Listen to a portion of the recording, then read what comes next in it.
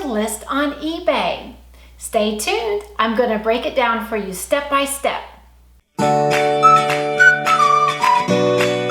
Hi, this is Michelle with Paladin Global Market. I'm the author of the ebook eBay Consignment the Easy Way and the online course creator of starting your own successful eBay business. If you're new to this channel, make sure to subscribe as I upload videos every week, and the whole goal of this channel is to help teach you how to make a great income online.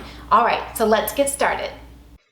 How to list something on eBay. So I'd like to go over with you step by step so you can follow along with me on my screen share. And I'm just going to show you how to create a listing on eBay so you can sell things that you may have around your house, or you may want to start your own eBay business, and this can get you started. All right, so let's begin.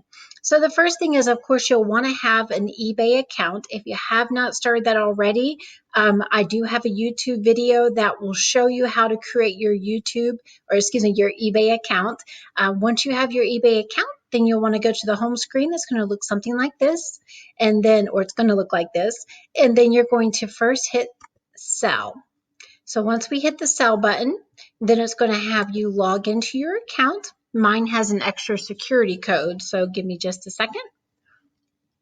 Let me go ahead and enter that in. It gives you a new code every time. All right, so now we've got into my account. All right, so I'm going to want to list an item, and let's just say we're going to create a listing. I don't know. I always default to like a Canon camera. So I'm going to go ahead and create that. So let's just say Canon EOS camera. And so now what this is that you're looking at now, the drop down menu, this is just showing you the different categories that you can choose to select to put your listing into. So on this one, I'm going to say digital cameras. You want to be real careful and specific on this, although keywords are important. Also, you want to make sure that you're in the right category. So you can choose the similar products and category because eBay will now pre-populate this so that you can select what somebody else has already entered in. I don't use this. I like to do my own because I don't want to have to go back and make sure I didn't miss something that someone put in there that is not specific to my listing. So I always scroll all the way down to the bottom, and I'll continue without selecting a product because I want to enter my own product. All right, so now it's going to bring you to your listing, your blank listing that you can start filling in. That's going to pre-populate with what you've already started to type in your search. So now I'm going to set Canon EOS. I'm going to want to now optimize this for keywords, which is extremely important because when you're listing on eBay, you're talking to a search engine. You're talking to a computer, and a computer is the one that will connect the dots between your interested buyer and your item. So you want to make sure that you provide it with all the details that it needs so that it can do its job. So on here, I would want to optimize every single character of this title page. It's huge. All right, so now we have, my nose itches, Canon EOS, and let's just say I'm doing a 70D camera. And before I do this, I typically will search on eBay. I'll open possibly another tab, and I will search for competitive listings and see the sold listings. I have YouTube videos that explain how to find your sold listings, but I will go on and learn from my competition, learn from successful sales that have already taken place so that I can make sure I optimize my listing in the same way. Because each item that you sell is going to have different keywords. It's going to have different things that are specific to that item. So you want to make sure the biggest thing in this, you have a certain amount of characters that it allows you to fill in. You want to power pack each word with a keyword that's going to optimize your listing. So I wouldn't want to put things like with and comes with, or I wouldn't want to put anything that would not be specific to that item. I'm basically talking to a computer first and then the seller or the potential buyer second. So Canon EOS camera, Let's say I'm going to put DSLR, which is a type of camera, digital. Let's see. And see, these are some of the things that I would find if I was doing my research. So let's just do that. All right, so I'm going to open another tab. I don't know why my nose is itching. Okay, so we're going to open another tab. Let's look for Canon digital cameras. Let's do EOS 70D. All right, so let's see what other people are entering. All right, so Canon EOS 70D digital cameras, shutter only, free ship. See, I would not put on here shutter only. I would not put on here free ship. I have another YouTube video that I'm going to be auditing listings, which will help continue to go into a little more depth on that. Let's see, we've got 70D, 20.2 MP. Yeah, I could do that. SLR, camera with lens, W/ is with. Only put that on there if you have extra characters and you've used every other word that you want to use. All right, so we're kind of getting a feel for the words that people are using. Okay, so let's go ahead and go back. Digital, EOS, digital SLR, camera, black, lens, we'll put that in here, black, lens, SLR. Sometimes I'll put, if I have extra, if I can't think of anything else, I'll put cameras, because you're thinking of what people will enter in when they're trying to find a listing. Lens, and then you can put the specifics on it. So right here, you see I have 18 characters left. You would continue, let's say you're selling the bag. So I'm just going to put, I'm not going to repeat the word camera because it's already right here. I'm going to just say bag. Let's say it comes with a tripod. Let's say it comes with, I don't know, I'll do lenses. Nope, that's not right. Lens, nah. Well, you get the point. Okay, so now you see also based on what we've entered, it's pre-populated item specifics, and we want those in there because most of our buyers are buying from their cell phones, and the item specifics are the biggest thing that they see when they're searching on through mobile apps, so you definitely want to cater to that. The next thing, subtitle. I would recommend not to spend your money paying for that. I have not seen an increase in sales by using that. Custom label SKU, this could be for inventory. If you have a label, a storage system that you use where, let's say you put it in bin number B and shelf number 2, you could put B2 there, and that's a way that you can keep track of your inventory.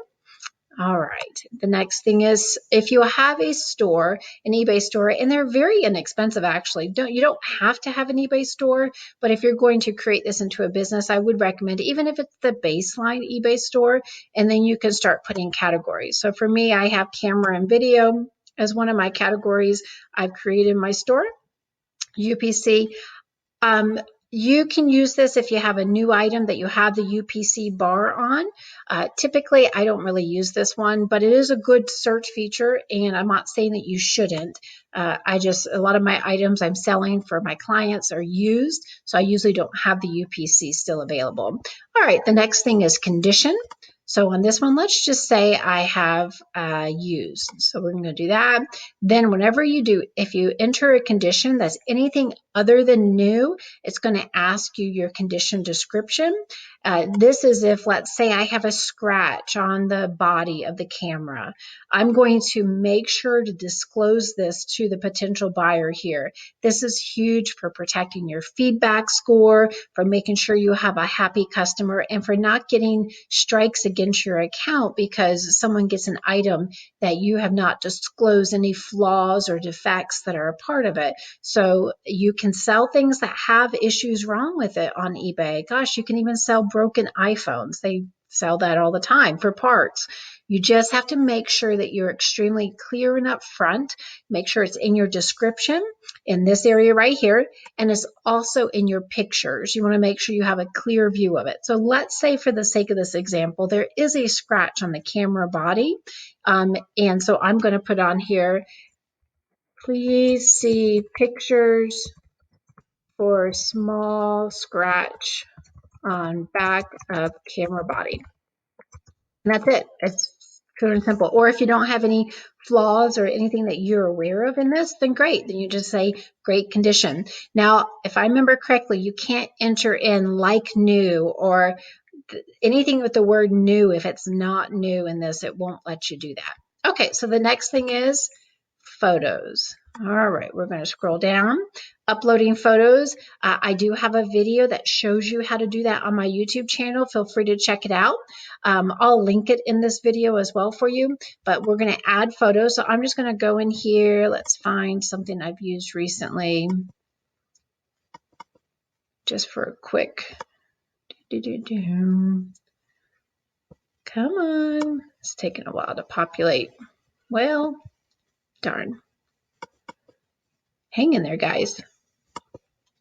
Here, I'm just going to put this one here. All right, so I know it's not a camera, but it's just a picture, so you can see how I pop that in there.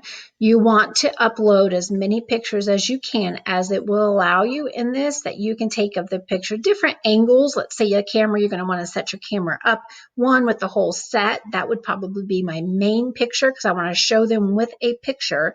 A picture speaks 1,000 words, especially on eBay, exactly what they're going to receive. And then I'll start breaking down the individual pictures for just the camera up close, the back of the camera, if there's a tripod, if there's lenses, if there's a bag that comes with it, that kind of thing. Okay, so let's just say we've done that. Now we're going to scroll down. Again, on this one, I have experimented between whether this is something good to invest in or not, and I have not seen a change in my sales volume by paying for the up feature. You've got to remember, although I absolutely love eBay, they're in the business for selling, and as we are too. But if they can sell these little up charges along the way, then they're making more money. So I personally would not recommend, or I don't use this feature, the large photo feature. Okay, so we're scrolling down. You see the item specifics again. We could enter in more specifics if we wanted to, but that seems sufficient. Okay, we're going down here. You can enter in your different features, and I would recommend taking the time to do that. Don't take too much time, but don't just skip over this area. It's important, again, for the mobile optimization. People who are searching for your listings on their cell phones, which is a majority of people nowadays. So you need to make sure you speak the language of the cell phone, so to say, so it'll pre-populate. I encourage you as well, check out eBay on your cell phone so you can see it through a buyer's perspective, so to help you make your listings better as well. Okay, so we're going to just scroll through here. Now, item description. This is an area that you don't want to skip. I know sometimes it's like, I've entered so much already. So what I typically do, but you still want to do this, especially for the people that are buying your listing or searching for your item through their computers, their laptops, that type of thing. So what I like to do is I'll go up here to the top and I actually copy my title. Sorry if my laptop is moving here, guys. I'm on the couch. My little dog is sleeping right here. You can't see him, but he's my little helper. All right, so we scroll down here. I've copied that, and I'll pop that in here first. Then, so I'll take it to right about here, and I enter, and I'll pop this little thing, DSLR, digital, and I just kind of do that. Black. I know it's a repeat of everything that's already in the thing, but it looks better to have something in this description.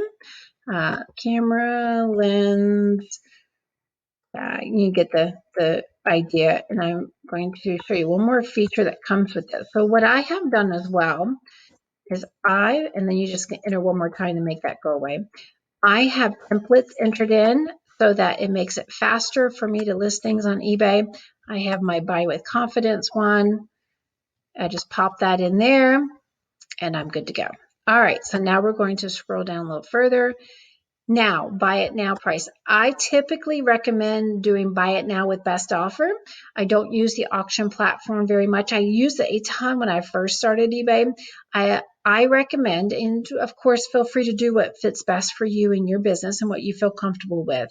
But with auctions, you typically only want that for items that you are unique items, antique items, collectible items, that type of thing, where you don't want to cap the price off because the market demand could say that that item is worth a lot more than what the sold listings are because it's some special unique feature. So majority of all of my listings are buy it now with best offers. So on this one, buy it now, I would put my price in here. I have also videos that teach you how to look at the sold comps and determine how to price your item. I'll make sure to link that in this video as well for you.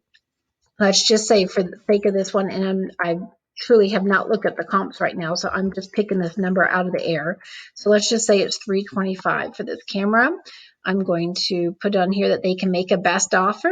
Sometimes I won't put the best offer if I'm selling an item for one of my consignment clients and they are specific on how low they want to go on it and it's pretty close to what the market value is.